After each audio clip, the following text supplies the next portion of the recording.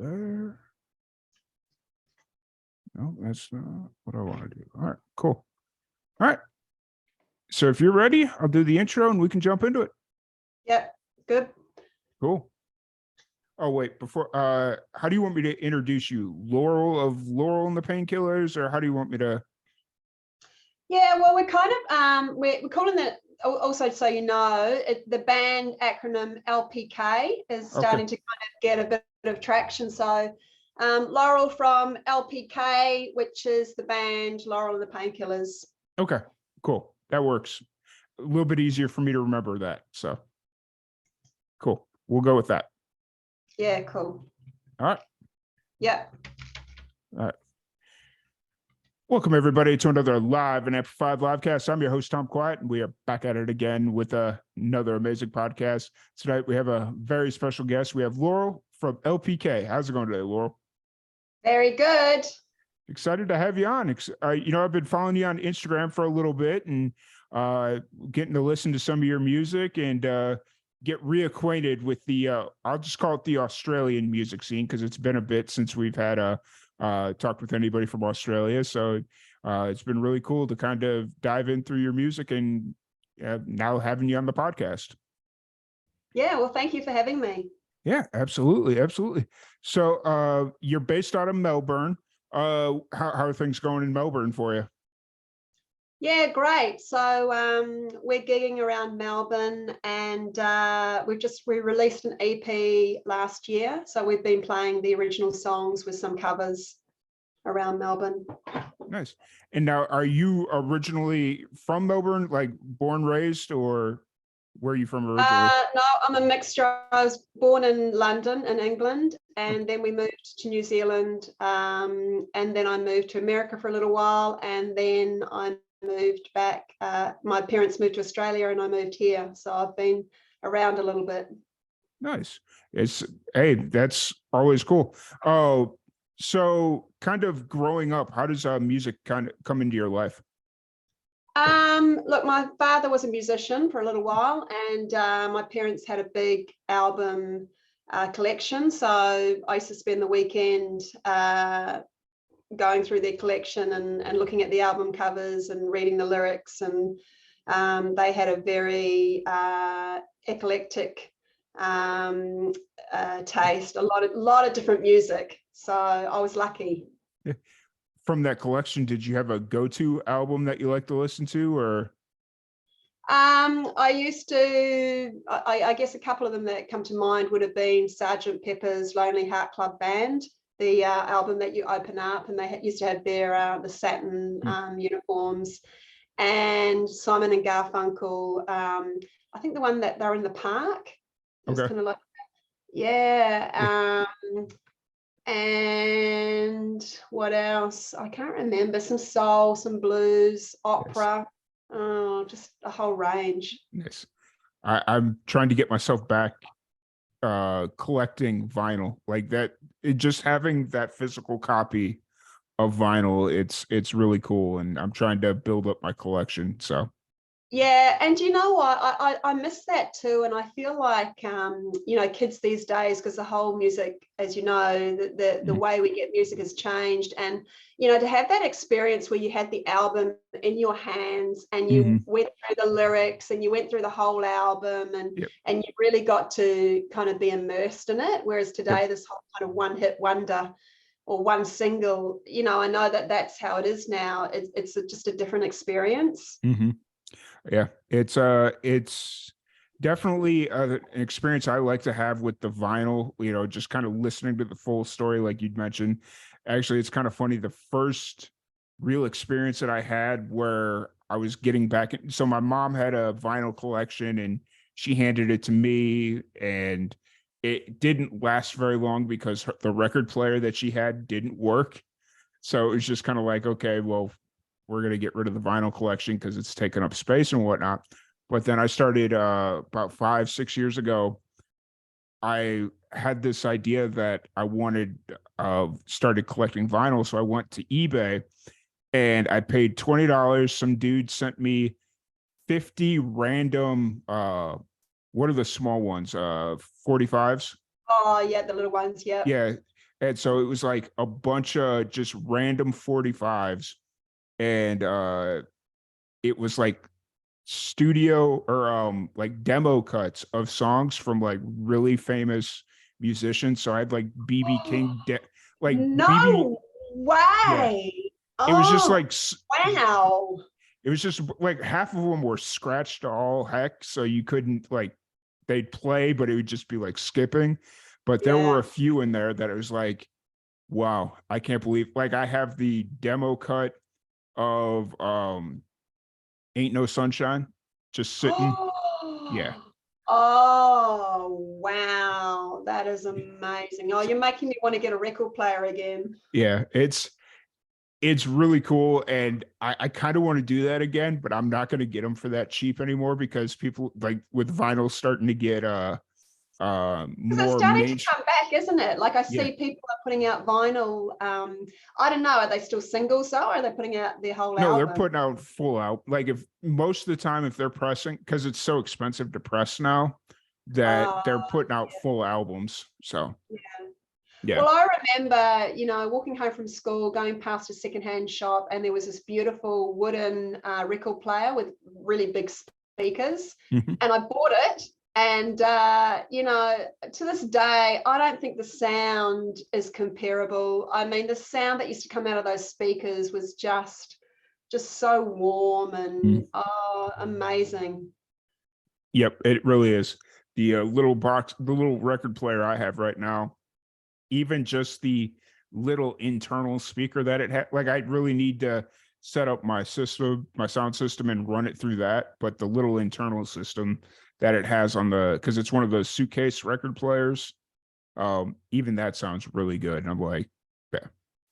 So, All right. Well, uh, next time you talk to me, I'll have a record player. nice. That's awesome. Um, So your family had a very vast musical collection. When did you kind of realize that you could play music or you could sing, or what came first, playing or singing? Oh, look, I've always it's just always been part of my life. We started off with a recorder at school, and then I went to clarinet, and then I went to guitar, a bit of piano. And I was always just making up songs in my head. Like I Hmm. used to sit down in the back garden and sing songs and make up songs. And it's just really a natural thing. And I was never really conscious about that. That's what I was doing until someone pointed it out to me. They're like, you're always singing songs, you're always making up songs. And even till today, like I've got hundreds of songs, ideas. So I used to not be good at recording them down, and now I make a thing of it. And actually, I mean, I have this love-hate kind of relationship with technology, but one of the things I do love is my phone, because Hmm. I'm constantly like recording ideas. Yeah. And I'll wake up at 2 a.m. and I'll have an idea, like a melody. Hmm. So I'm really, I consider myself more of a songwriter than a musician. Like songwriting is my passion. And it's really interesting for me reading about different songwriters, how they approach songwriting. So like Sting or Paul Simon, and everyone has like different approaches, but for me it's always the melody, the words and the melody. So I might just think of a phrase, and then actually the words and then the melody. Yeah. Hmm. So I'll think of some words, and then I'll have the melody to those words, and that will be in my head. And so sometimes I'll wake up at 2 a.m. and I'll have an idea, and I'll just get my phone and record it. And then actually my partner in the band is the drummer in the band. Hmm. And he's great because he thinks more of groove and the actual music. So we've kind of had this really great working relationship now, because I don't really think about the music. I just think about the words and the melody. And so he comes up with the ideas of the actual groove and the music ideas. Nice.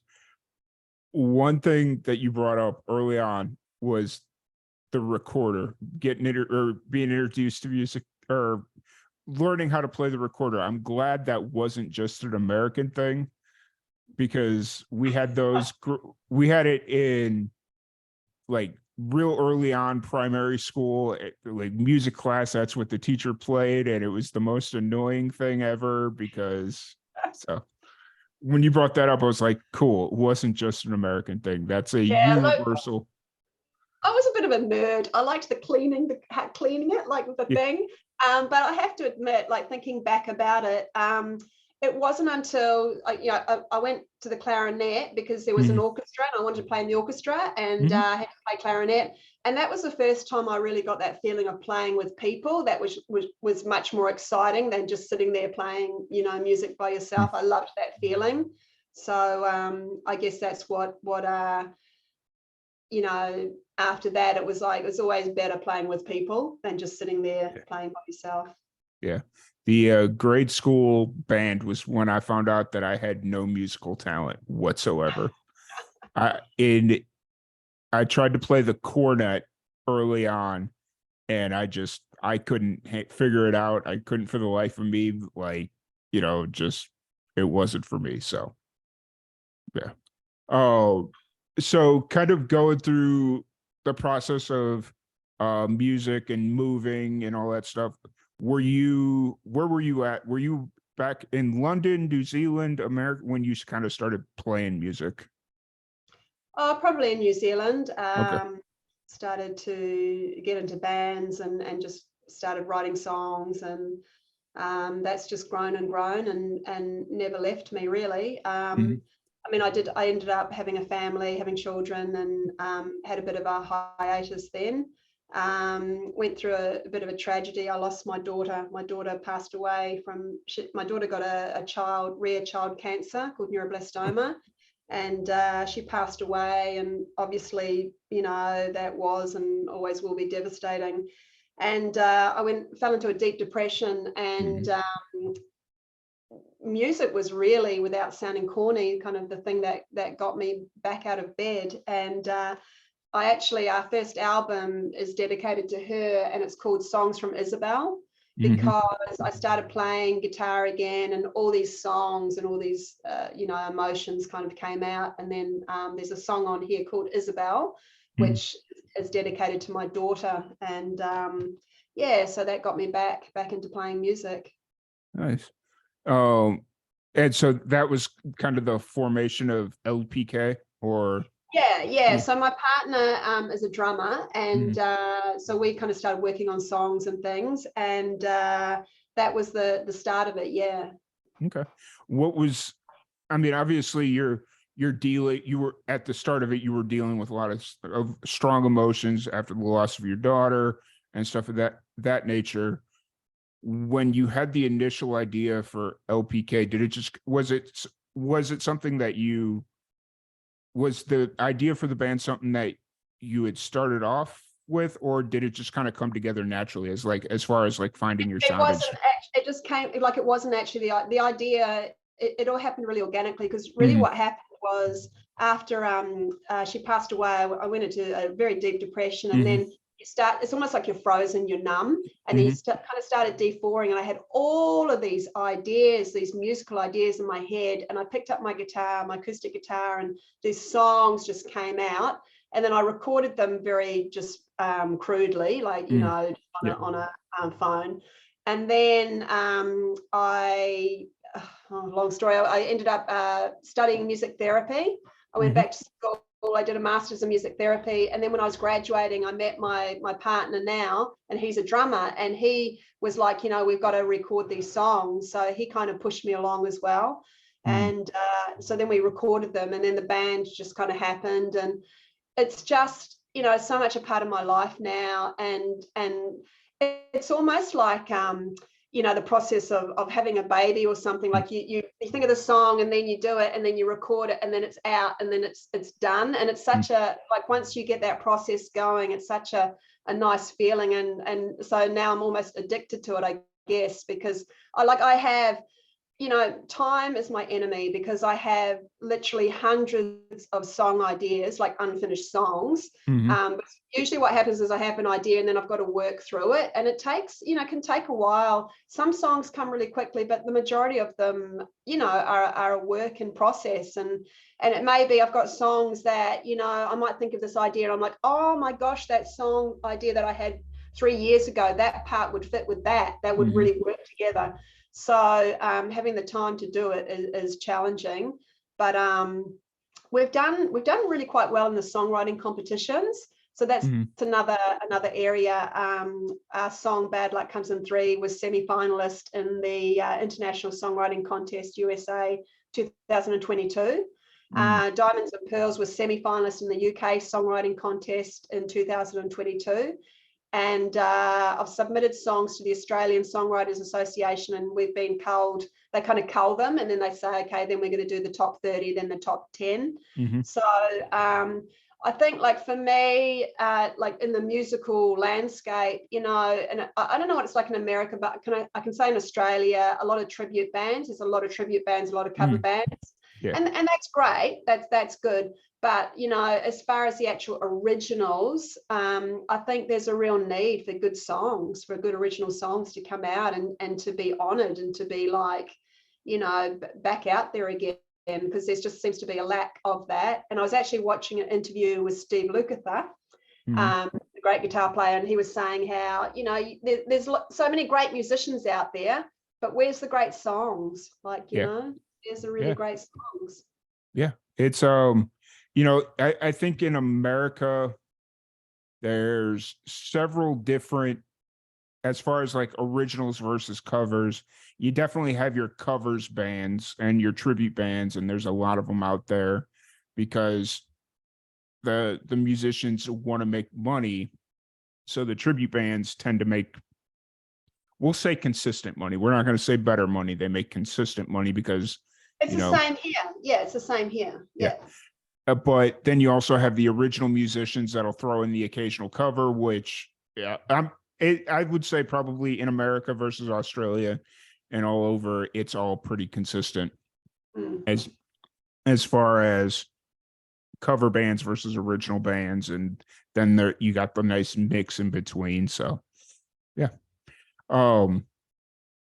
So you released your debut album for LPK in 2018, a tribute to your daughter. How did you kind of go through the process of formulating that album? How did you kind of decide what was going to be on it? How did you, and all that stuff? Yeah, well, I worked with my partner, the drummer, and basically have these ideas, and then we worked them. He worked like a groove. We'll play them together. He's also picked up a bit of bass, so we'll work out like the grooves, and then the strongest songs are the ones that make it in the album. So some kind of die on the way, and I decide that I'm just not happy with a part of that song, and yeah, that's pretty much how we do it. And that's how like, I have an idea and then we work with it together. He'll put like a bass line and we'll figure out a groove, and he might have some suggestions, and we kind of have a process now, and we're kind of getting faster and faster. So it's great because it took a long time, the first album. And we a friend of his has a recording studio who's a really great musician, and coincidentally lives down the road from me, so that's Michael Zammit, and we go down to his studio, and you know, it's how do I put it, like, it's not fancy, but Michael's just got great ears and a really good sense of production. So we went down there and we recorded it, and we were very, very pleased, and now we've kind of got the process, you know, of how we're doing things, so it's a bit easier, a bit quicker.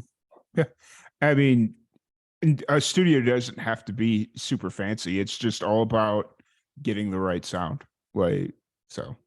Yeah, and that's right. Like, you know, you go to these other studios that are really fancy, and I'm not knocking anybody, but if the engineer doesn't have ears, it's just, it doesn't matter. It doesn't matter how much equipment and how fancy it is. So Michael's got a very, very humble studio. But him and Talib as well, because so Talib, my partner's a drummer. Michael also has a drumming background, so he gets the sound from the drums. And I think if you listen to like, people have told me now there's a certain sound that we have, and look, part of that is Talib's drum kit and his sound, because he's very, very particular about his gear and his sound. And he was really pleased. And he said to Michael, "What did you do to the drums?" And he said, "Mate, I didn't do anything. I just captured your organic sound. I put very, very little effects on there. Oh wow. Hey, when you got a producer that knows what they're doing, that's all Yeah, you and the need. other thing is we record, the band is there, we're recording all together. So I like that organic feel as opposed to, I mean, I did overdub a few things, I think, like second guitar parts, rhythm, but the actual, the song, we were in the studio, we all played it together. And I like that. I was listening to Joe Bonamassa about recording, and you know, I mean, again, there's just things that you can't get, like, and I like to hear some of the mistakes or some of the, like, you know, fuzzy notes or whatever it is, because that's what makes it organic and real. Yeah, for sure. Um, so so 2018 you released your debut album, and obviously 2020 did its thing with the whole pandemic.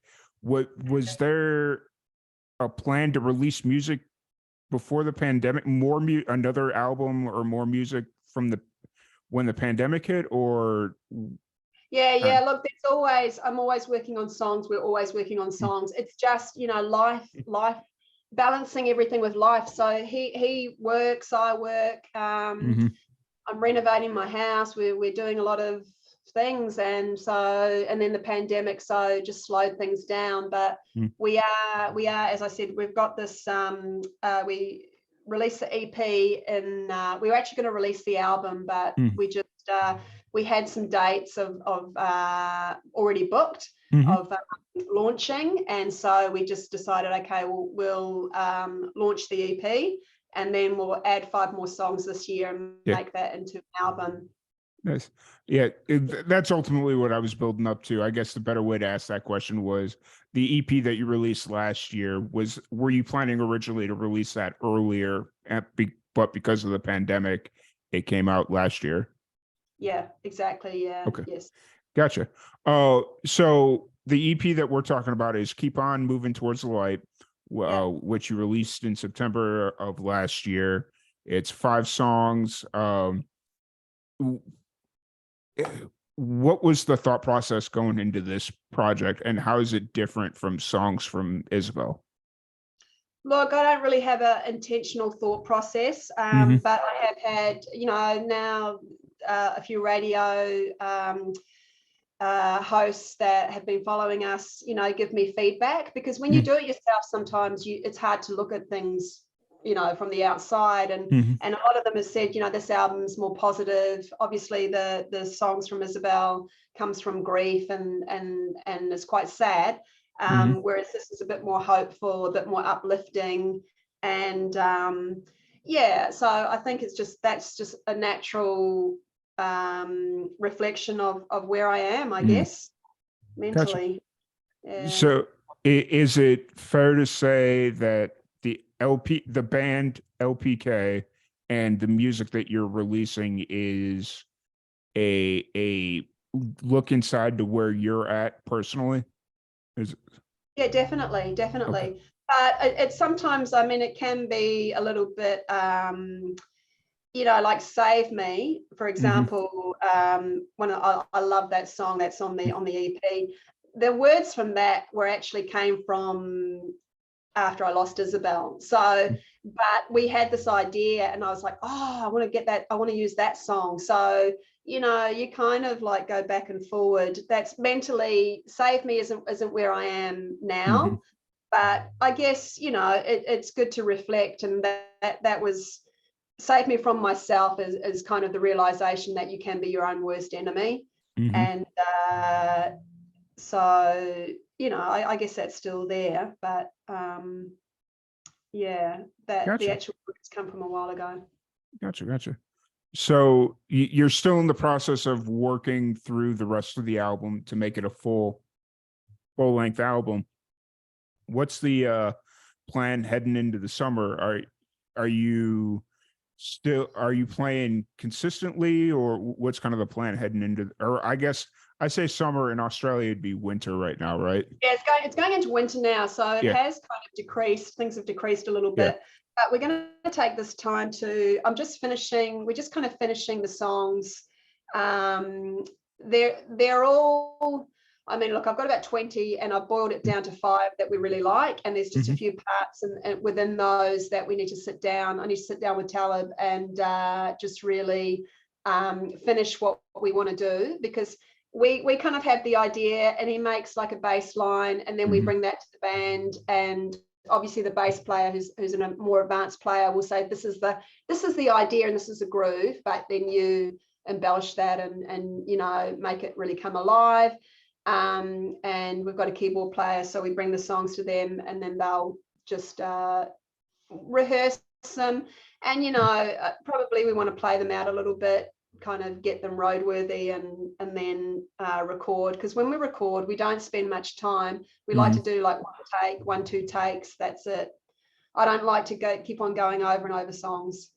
Yeah, that's when you kind of lose the passion for it. Like, you're not going to lose the passion for playing the song, but like the authenticity of the song kind of gets beaten down a little bit if you just continually do retakes during the recording process. It gets stale, and then I start to get too self-conscious, and then I just don't enjoy it. So I like it. The first album, we were lucky, really. We knocked that whole album out in one day, Isabel. Oh, wow. That's like 10 songs. Like now I think, wow, how do we do that? Right. So, but the same thing with the next album, the EP, 5 songs. We go in the studio, we do it in one day. We do the whole thing. Nice. Hey, if you can get a full album knocked out in a full day, and I'm guessing the fact that you can get them knocked out in that quickly, you're recording it more live. Yeah, I mean, I go back and do the vocals again, and I do like some overdub, like I said, with the guitar, some rhythm parts, some fills. Like we add parts and backup vocals, we add that stuff in, but the core of it is just done there and then, and I like that. I mean, look, I think thinking about it, a lot more of the time is spent writing the songs and playing them with the guys, getting the parts right. We're all busy, we're all working, you know, it's hard to balance it all. Yeah. How do you kind of find that balance? Oh, it's very difficult. You know, I've got children. I just I get up and I try not to watch TV too much. But it's not easy. It is not easy. Yeah. My job is a music therapist. And funnily enough, so I've hired recently the bass player. The bass player in my band also works for me. He's become a music therapist. So we deal with a lot of children with disabilities, children with autism, and you know, there's an emotional toll on that.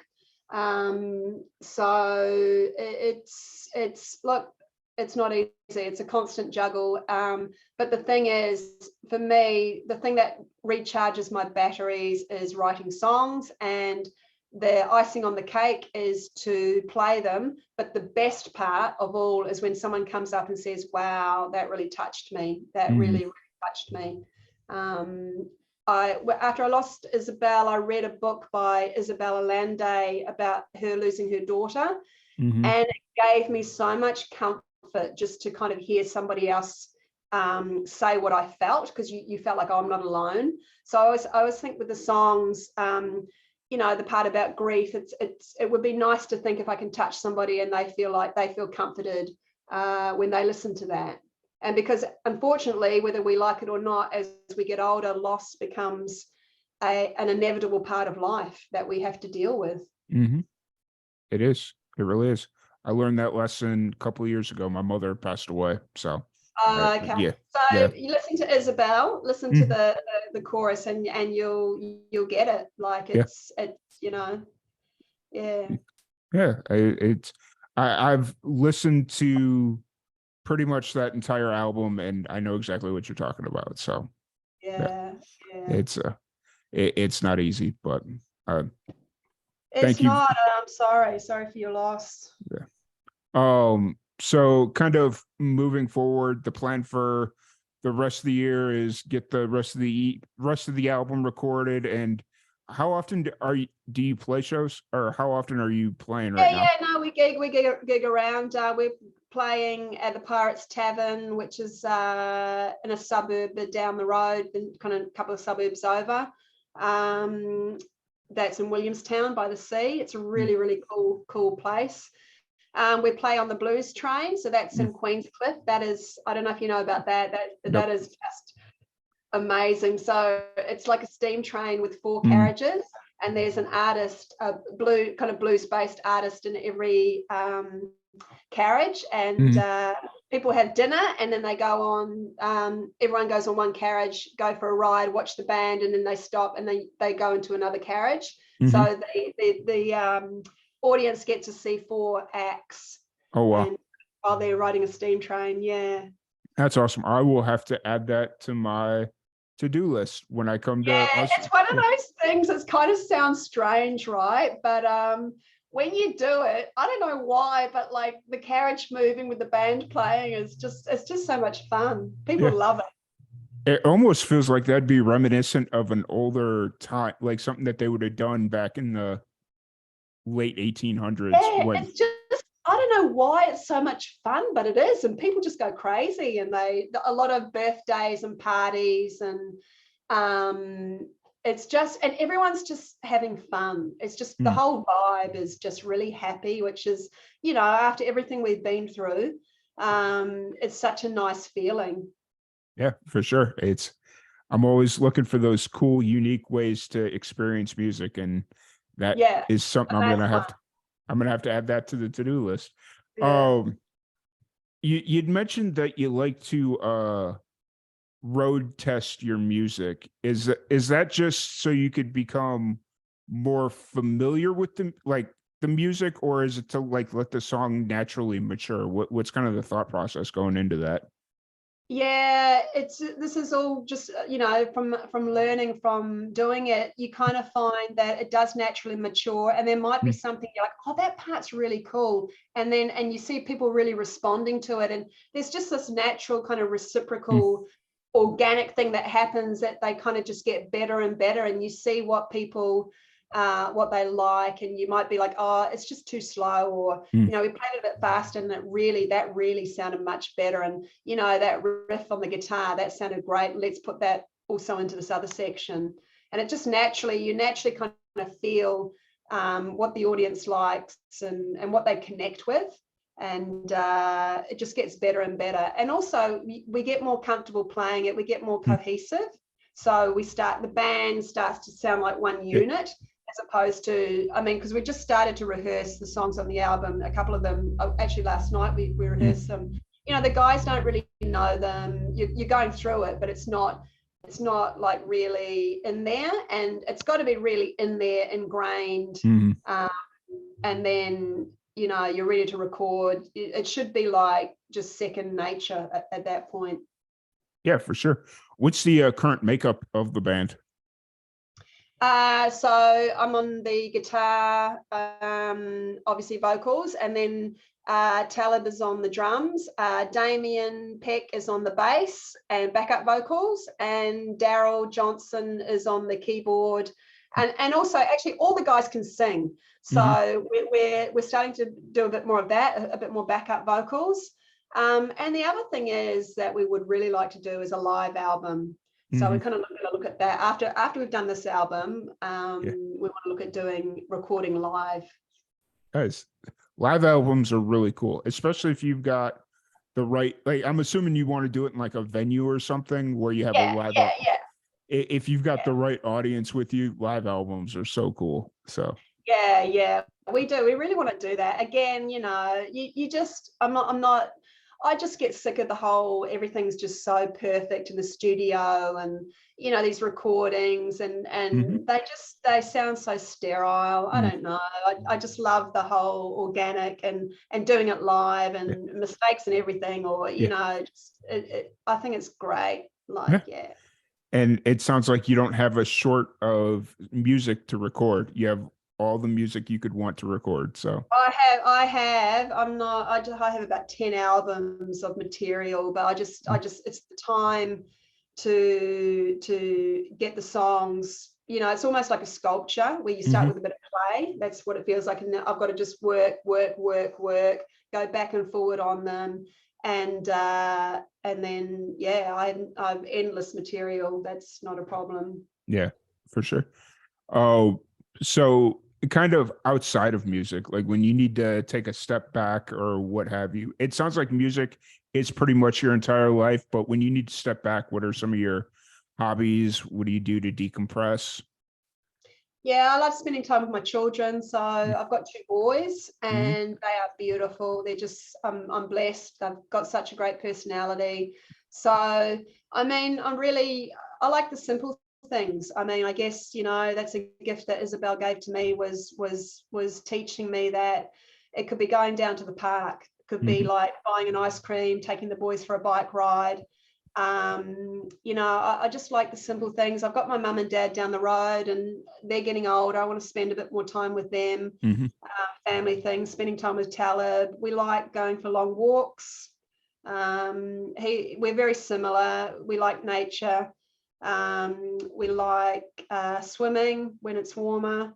Going to the beach, not sunbathing, we don't do that, but just really going for walks and Mm-hmm. being outside. I love nature. Nature's the big de-stressor for me. Yeah.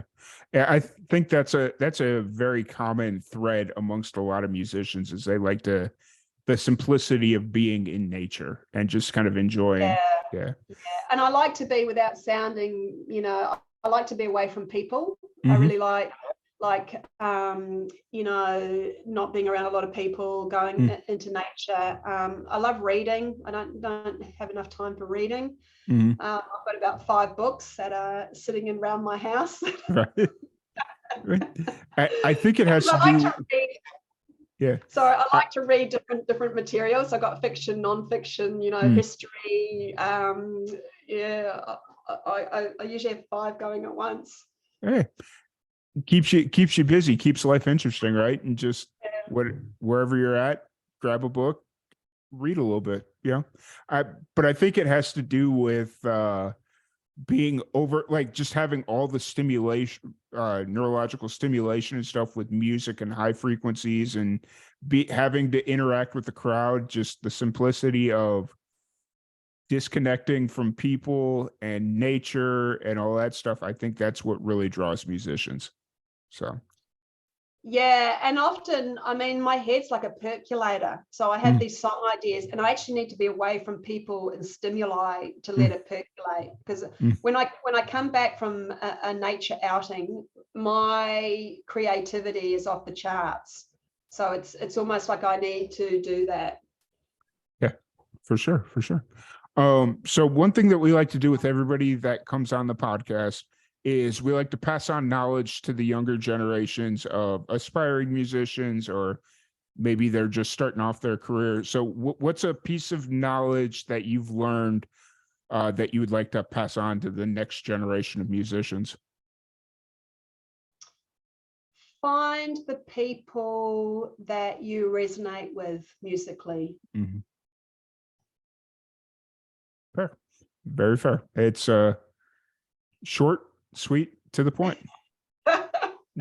Hey, but that's what's perfect about it. Like that says everything. Just It's taken me a long time to find the right people, and it's a battle. If you don't have the right people, it's counterproductive. mhm, So it's not easy. Like you may have to go through, or I did have to go through different people, but mhm, finding the people who are on the same wavelength as you mhm, um, is just paramount. mhm. 100% agreed. So for anybody out there that wants to check out your music or a show, interact with you on social, any of that stuff, where's the best place to find you?